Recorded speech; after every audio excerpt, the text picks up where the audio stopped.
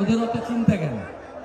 আসল কথা, ডায়মন্ড হারবার সহ 4 কেন্দ্রে প্রার্থী নিয়ে ওরাই টেনশনে আছে, আমরা কোনো টেনশনে নেই।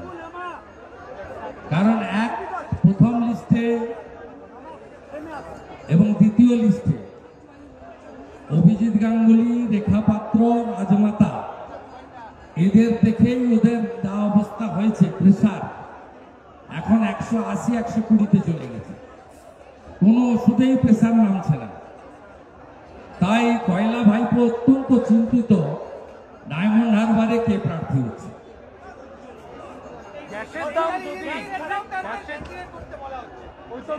কে? হরিদাস পাল বলছে।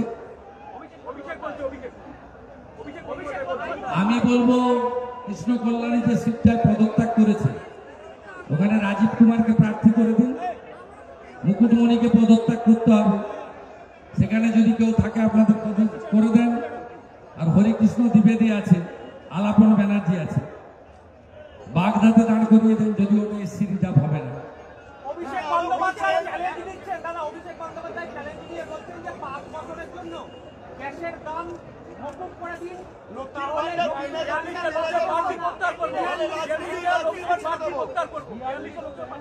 রাজস্থানে কি করেছি গিয়ে খোঁজ নেবেন। আজকেই ভারত সরকারের নোটিফিকেশন দেখবেন, উজালার 300 টাকার যে সাবসিডি 2025 সাল পর্যন্ত এক্সটেনশন অর্ডার বেরিয়েছে। এসব কথা বলে লাভ নেই।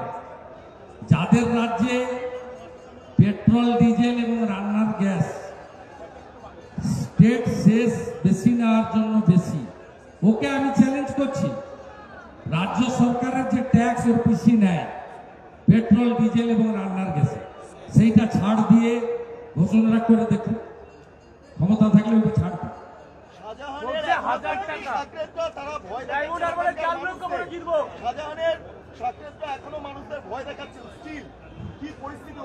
এখনো কিছু বাইরে আছে তো, জিয়ারউদ্দিন মোল্লা, আলমগীর, শিবু হাজরা, উত্তম সর্দার এবং শেখ শাহজাহান, এরা ভিতরে গেলেও এখনো বেশ কিছু গুন্ডা ওখানে আছে। ভরসা রাখুন এজেন্সির উপরে, বিচার ব্যবস্থার উপরে ভরসা রাখুন। প্রধানমন্ত্রী বলছেন 3000 কোটি ফেরত দেবেন। অমৃতা রায়ের সঙ্গে যে ফোন কনভারসেশন, প্রধানমন্ত্রী বলছেন 3000 কোটি ফেরত দেবে। মাত্র 21 টাকা করে 140 কোটি মানুষ মাথা পিছু 21 টাকা পাবেন। 21 টাকার ভোট দিয়ে দেবেন।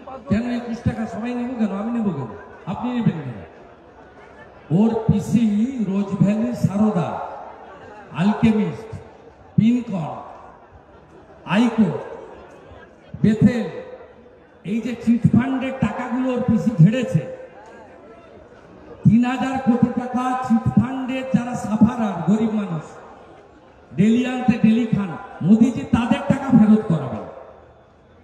চিটফান্ডে যে সম্পত্তিগুলো অধিগ্রহণ হয়েছে, ইডি অকশন করে 3000 কোটি টাকা পেয়েছে, এবং যেভাবে মেহুল চেসকু এবং নীরব মোদী 83% টাকা পিএনবিকে ভারত সরকার ইডির মাধ্যমে ফেরত করিয়েছে, একইভাবে চিটফান্ডে যারা সাফারার সেই পশ্চিমবাংলার মানুষকে তাদের উপযুক্ত প্রমাণ সাপেক্ষ ইডি টাকা ফেরত করাবে, এটাই প্রধানমন্ত্রী বলেছেন।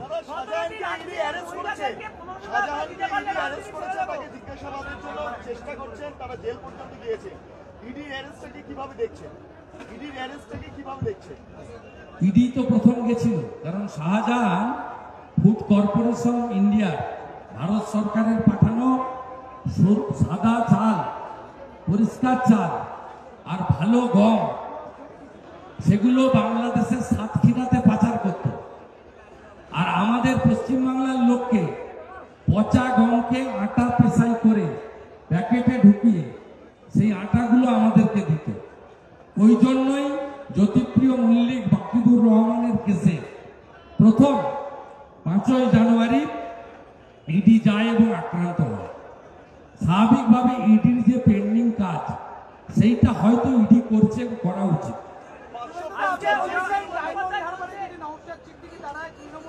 3 নম্বরে যাবে বিজেপি সেখানে জিতবে, কিন্তু এখনো পর্যন্ত নওশাদ তো যাচ্ছে, সেই জায়গাতে আপনাদের কোনো কিছু স্ট্র্যাটেজি আছে যে নওশাদ আপনারা আমরা ওখানে জিতব। ভাইপোর দিঘি আটকে দিতে পারলে আমরা জিতব।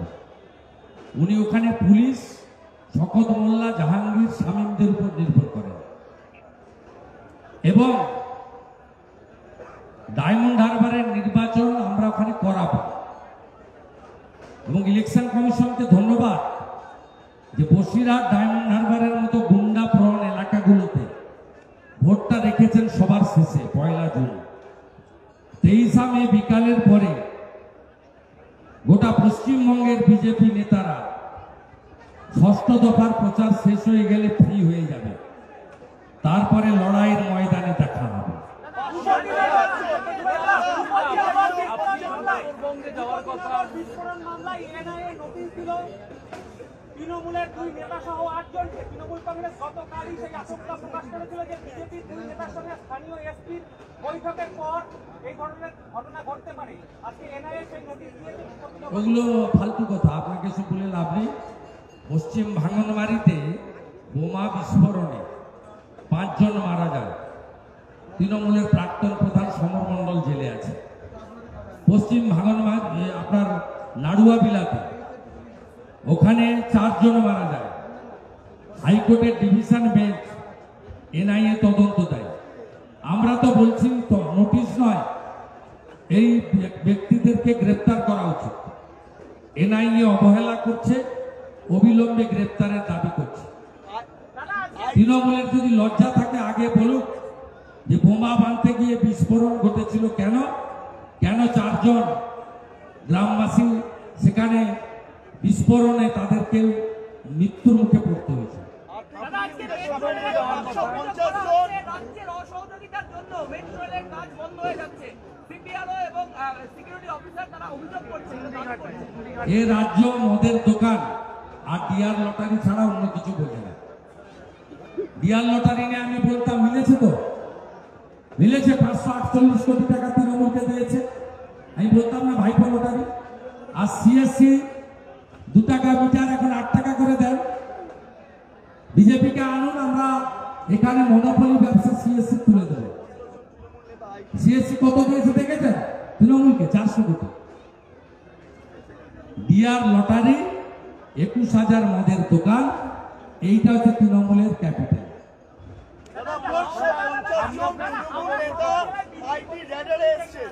আজকে বিজেপি হাওড়া জেলা সদর কর্মী সম্মেলনে এসে চতুর্থী কি দেখছে, লোকসভায় কি দেখছে? আপনাকে বলবো না। আমি আমাদের সৈনিক সেনাপতিদেরকে উদ্বুদ্ধ করে গেলাম। আমরা আজকে এখানে 10,000-এর বেশি কর্মীকে পেয়েছি। এই বিপুল সংখ্যক কর্মীকে আমরা যদি ভোটের দিন গণতন্ত্র রক্ষার লড়াইতে পাশে পাই সঠিকভাবে, জনগণ সাথে আছে এবং এই আসন নরেন্দ্র মোদীর কাছে যাচ্ছে, নিশ্চিত থাকতে পারেন সবাই। ঘাটাল থেকে বলছেন যে তৃণমূল হারাবে, তৃণমূলকে ঘাটাল থেকে বলছেন। ওর কথা কম বলা ভালো, ওর কথা কম বলা ভালো। গোটা 10 বছরে মনে হয় পার্লামেন্টে উপস্থিতি 1%-এর নিচে। এইসব লোককে কেন দিল্লি পাঠাবেন? প্রসূন ব্যানার্জি পার্লামেন্টে কথা বলে না, কোশ্চেন অ্যান্সারে নেই, ডিবেটে নেই, বিলে নেই, কলিং অ্যাটেনশনে নেই, মন্ত্রীদের চিঠি লেখে না। প্রধানমন্ত্রী গঙ্গার নিচ দিয়ে মেট্রো উদ্বোধনে আসেন, ওনাকে ডাকলে উনি আসেন না, নিজে করে না, অন্যকে করতে দেয় না। এমপি ল্যাডের বই ছাপাতে বলুন না, কোভিডে 1 প্যাকেট খাওয়ার দিয়েছে বলতে বলুন। একই অবস্থা সাজদা বিলে, একদিনও মুখ খোলেনি পার্লামেন্ট। দীপক অধিকারীর অ্যাটেন্ডেন্স 10 বছরে 1%-এর নিচে।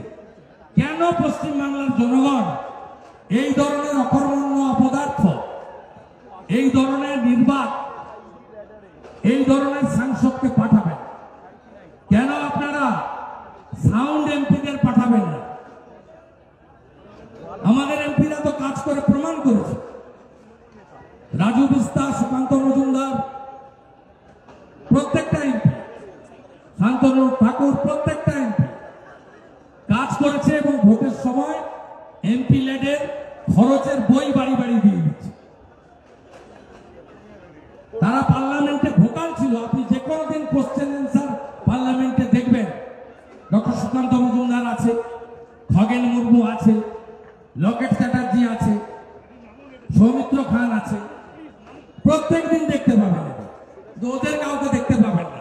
সিপিএম এর হলো নাকি সিপিএম এর ভোট শরিককে নিয়ে ক্ষোভ জাগছেন বিকাশ ভট্টাচার্য, নিজেদের ভোট শরিকদের নিয়ে একের পর এক মন্তব্য করছেন। কংগ্রেসের এক মহিলা নেত্রী বলছে সিপিএম যেখানে দাঁড়াচ্ছে সেইখানে প্রচার করবেন না, আইএসএফ যেখানে দাঁড়াচ্ছে সেখানে প্রচার করবেন না। ফরওয়ার্ড কি ব্লককে জোর? নিয়েও ক্ষোভ জাগছেন বিকাশ ভট্টাচার্য। ওই পিন্ডি চটকে গেছে। ওদের অবস্থা খুব খারাপ। বিধানসভায় সংখ্যা নেই। এখানেও ওদের মীনাক্ষীকে পাঠিয়েছিল ভোট কেটে মমতা ব্যানার্জিকে জেতাতে আমার বিরুদ্ধে। 21 সালে কোন প্রবীণ নেতা ওদের যায়নি। যখন ভোটে বাজার ভালো থাকে তখন এরা লড়ে। যখন এই বুড়ো নেতাগুলো শিখবে, বয়স্ক নেতারা, এদের আমি রেসপেক্ট দিয়ে বলছি, এরা যখন দেখে বাজার খারাপ নিজেরা লড়ে না। আমার বিরুদ্ধে মীনাক্ষীকে পাঠিয়েছিল যাতে সনাতনী ভোট কেটে মমতা ব্যানার্জিকে জেতানো যায়। ওর জামানত জব্দ হয়েছিল। এরা সব্যসাচী ভট্টাচার্যের